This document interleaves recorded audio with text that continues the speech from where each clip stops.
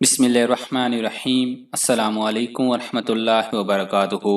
नबी करीम सल्लल्लाहु अलैहि वसल्लम अपने सहाबे किराम रिजवानुल्लाह अलैहिम अजमैन को तलकीन फरमाते थे कि किसी नेकी को हकीर मत समझो, खा अपने भाई से खंदा पेशानी और मुस्कुराहट से पेश आने की नेकी हो।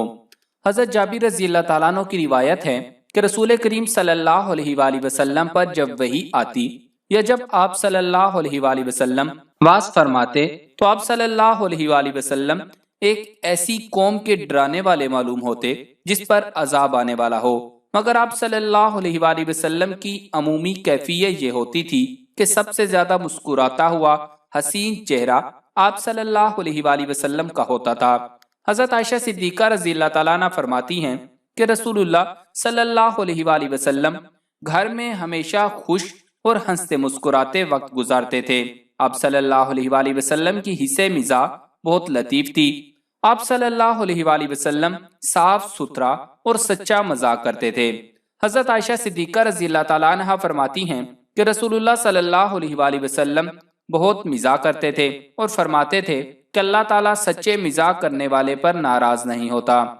हजूर सल्लल्लाहु अलैहि वसल्लम की तबीयत में नरम खोई और जिंदा दिली बहुत ज्यादा थी। आप सल्लल्लाहु अलैहि वसल्लम की तबीयत में शिद्दत, सख्ती और तुशरोई बिल्कुल नहीं थी। जैसा कि खुद अल्लाह ताला ने कुरान करीम में इरशाद फरमाया है कि अगर आप सल्लल्लाहु अलैहि वसल्लम तुंदखू और सख्त मिजाज होते तो ये लोग आपके करीब ना आते। तो आज की इस वीडियो में हम आप सल्लल्लाहु अलैहि वसल्लम की हुस्ने मिजाज पर मबनी अहादीस मुबारका की रोशनी में चंद वाक़यात सुनाएंगे जो आपके ईमान को ताज़ा कर देंगे। इंशाल्लाह हमें उम्मीद है कि ये वाली वीडियो आपकी जिंदगी की सबसे हसीन वीडियो साबित होगी, तो इसे मुकम्मल सुने, दूसरों के साथ भी शेयर करें, लाइक करें। अगर आप हमारे चैनल पर नए हैं तो हमारा चैनल सब्सक्राइब करके घंटी का बटन जरूर दबा दें और कमेंट्स में माशाअल्लाह और सुभान अल्लाह टाइप करना मत भूलिएगा। नबी करीम सल्लल्लाहु अलैहि वसल्लम का हमा वक्त तबलीग इस्लाम में मसरूफ रहने के बावजूद खेल कूद, तीर अंदाजी और घुड़दौड़ के अलावा अज़वाज मुताहरात और सहाबे किराम रिज़वानुल्लाह अलैहिम अजमैन से हंसी मजाक और तफरीही बातें करते थे, ताम इसमें इत्तदाल और तवाज़ुन रखते। सहाबे किराम रिज़वानुल्लाह अलैहिम अजमैन भी नबी करीम सल्लल्लाहु अलैहि वसल्लम की पैरवी करते हुए हंसी मजाक और एक दूसरे से तफरीह करते और दिल बहलाते थे। हज़रत अबू सलमा बिन अब्दुर्रहमान रज़ी अल्लाह ताला अन्हु रिवायत करते हैं कि नबी करीम सल्लल्लाहु अलैहि वसल्लम और सहाबे किराम रिज़वानुल्लाह अलैहिम अजमैन नहायत खुश मिजाज, खुश अखलाक, कुशादा दिल और नरम खू थे और एक दूसरे से हंसी मजाक और दिल लगी भी करते थे। सहाबा बयां करते थे कि नबी करीम सल्लल्लाहु अलैहि वसल्लम हमारी मजलिस में आकर बैठ जाते थे। कभी ऐसा नहीं हुआ कि हम हंसी खुशी बैठे हों और आप सल्लल्लाहु अलैहि वसल्लम ने कोई मायूसी या गम वाली बात कर दी हो। आप सल्लल्लाहु अलैहि वसल्लम हमारे साथ उठते बैठते थे और खुश होते थे। हजरत जाबिर बिन समरा कहते हैं कि सहाबे किराम रिज़वानुल्लाह अलैहिम अजमैन आप सल्लल्लाहु अलैहि वसल्लम के सामने आला अशआर और जahiliयत की दीगर मुतफरिक बातें बयां करते। रसूलुल्लाह सल्लल्लाहु अलैहि वसल्लम खामोशी से उनकी बातें सुनते और बसा औकात तबस्सुम भी फरमाते। हजरत अनस बिन मालिक रज़ी अल्लाह ताला अन्हु जो कि खादमे रसूल सल्लल्लाहु अलैहि वसल्लम थे, वो बयां करते हैं कि नबी करीम सल्लल्लाहु अलैहि वसल्लम बच्चों के साथ सबसे ज्यादा मिजाह और बेतकल्फी की बातें करते थे। हजूर अनवर सल्लल्लाहु अलैहि वसल्लम हजरत अंस रज़ी अल्लाह ताला अन्हु से खुश तबी के तौर पर फरमाते, ऐ दो कानों वाले। हजरत अंस रज़ी अल्लाह ताला अन्हु फरमाते हैं कि रसूल करीम सल्लल्लाहु अलैहि वसल्लम हम में घुल मिल जाया करते थे। नबी करीम सल्लल्लाहु अलैहि वसल्लम हजरत अंस के यहाँ गए और उनके छोटे भाई को उदास देखा। उससे सबब पूछा तो पता चला कि उसकी पालतू बुलबुल मर गई है। अब सल्लल्लाहु अलैहि वसल्लम उनके घर जाते तो उसे मोहब्बत से छेड़ते और कुनियत से याद फरमा कर कहते, ऐ अबू उमैर, उमैर के अब्बा, तुम्हारी बुलबुल का क्या हुआ है। उमैर अरबी जुबान में बुलबुल को कहते हैं। एक शख्स ने खिदमत अक़दस सल्लल्लाहु अलैहि वसल्लम में हाजिर होकर सवारी के लिए दरखास्त की तो आप सल्लल्लाहु अलैहि वसल्लम ने इरशाद फरमाया कि तुमको सवारी के लिए ऊंटनी का बच्चा दूंगा। उसने अर्ज की, मैं ऊंटनी के बच्चे का क्या करूंगा। फरमाया, ऊंट भी तो ऊंटनी का बच्चा ही होता है। एक बूढ़ी साहबिया रज़ी अल्लाह ताला अन्हा बारगाह नबविया सल्लल्लाहु अलैहि वसल्लम में अर्ज गुजार हुई یا رسول اللہ صلی اللہ علیہ وآلہ وسلم دعا فرمائیے، اللہ تعالیٰ مجھ کو جنت میں داخل فرمائے۔ سرکار دو عالم صلی اللہ علیہ وآلہ وسلم نے عذرائے مزاح اسے کہا کہ بوڑھی عورت جنت میں نہیں جائے گی۔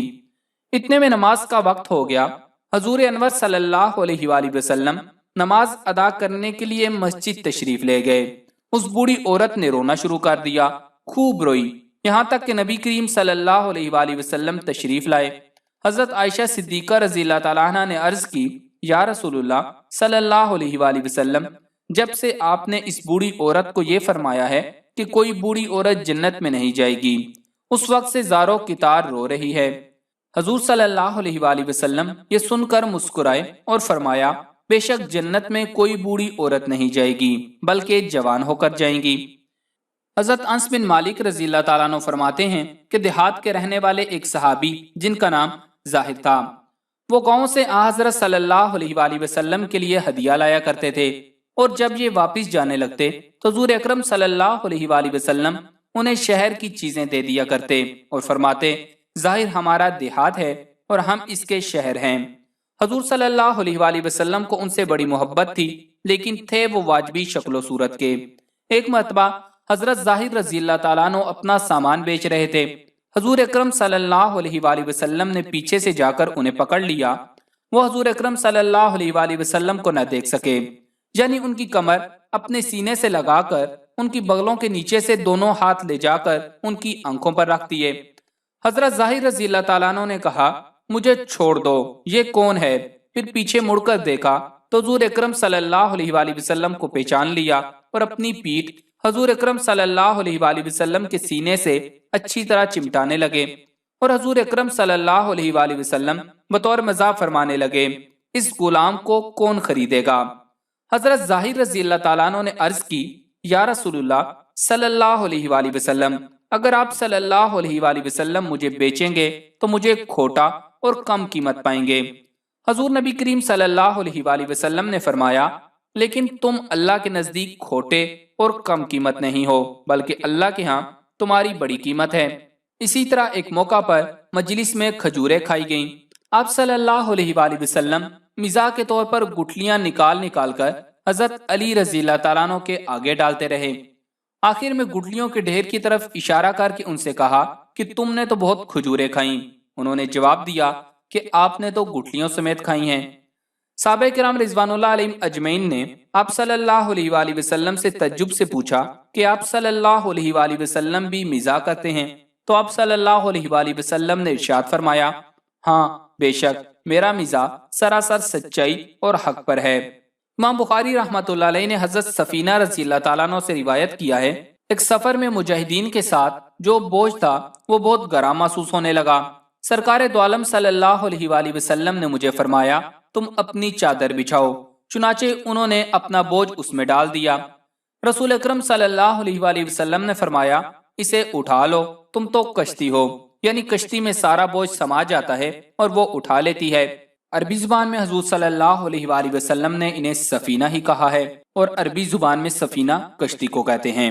اسی طرح ابو رمسا رضی اللہ تعالیٰ عنہ اپنے والد کے ساتھ رسول اللہ صلی اللہ علیہ وآلہ وسلم کی خدمت میں حاضر ہوئے۔ حضور نبی کریم صلی اللہ علیہ وآلہ وسلم نے عذرائے تعارف ان کے والد سے پوچھا، یہ تمہارا بیٹا ہے؟